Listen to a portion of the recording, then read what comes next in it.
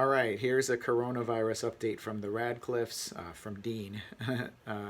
My wife might not entirely share these viewpoints, but Jess and the kids and us are doing fine on this April 2nd, 2020. Um, the president, of course, has now turned the corner and said this is going to be a very, very bad time. And he said the month of April, it might be 4 weeks till we hit the peak, it might be 8 weeks. We really don't know.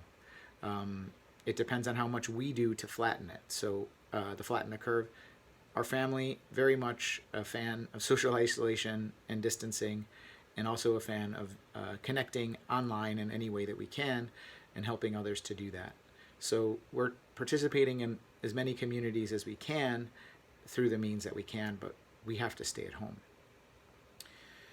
A lot of good things during this time, a lot of reason to be optimistic.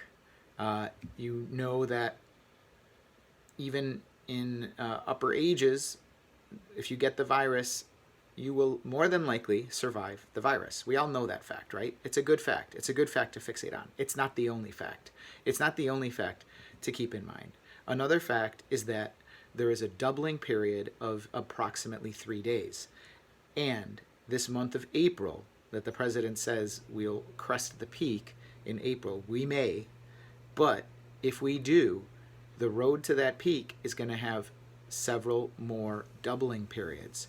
3 day doubling period. What if it slows down to 5? We could have 6, 7, or 8 doubling periods in the month of April.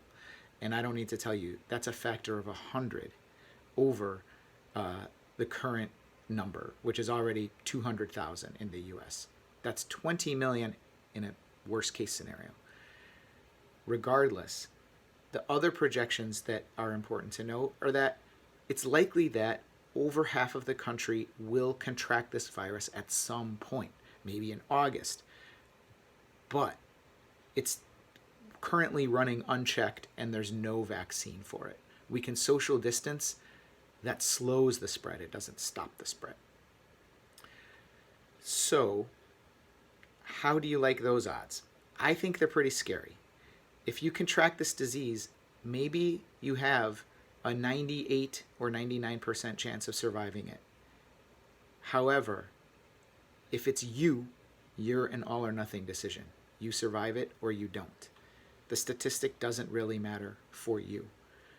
What matters is that any of us right now, going through this April, who think we don't have it, any of us are susceptible to maybe getting it.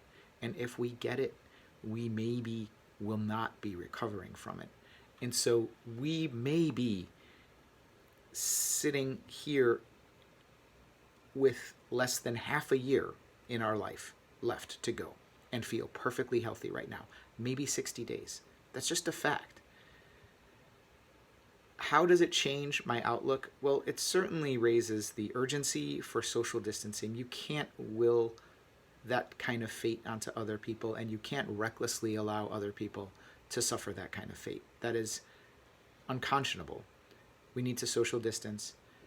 We need to make sure we are living our best lives right now.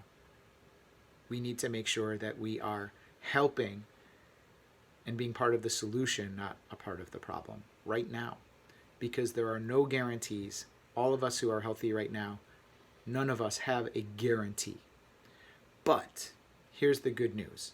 Like we said at the beginning, most people who get this virus will recover from it.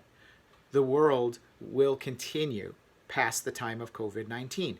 What does that new world look like, and what is your role in shaping it? What do you want it to be? Our kids biking, that's super exciting. That's a skill that when we get through this, they're going to have for life. It's been amazing to watch them develop. The routines, Jess and I are working out in the house, the way that we are connecting with people online, strengthening our ability to participate in remote communities. It's an essential skill for the species, really. So I'm glad that we have the opportunity, we're forced by necessity, to learn to connect online better.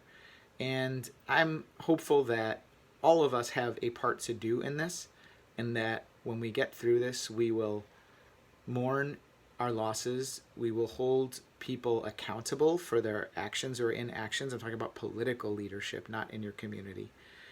And that we will get through this stronger than before. But it's the beginning of April 2020, and it's a scary time in America. That's all I have for now. I'm going to get to work. I'm glad I have a job, and my colleagues are currently healthy. All right, take care.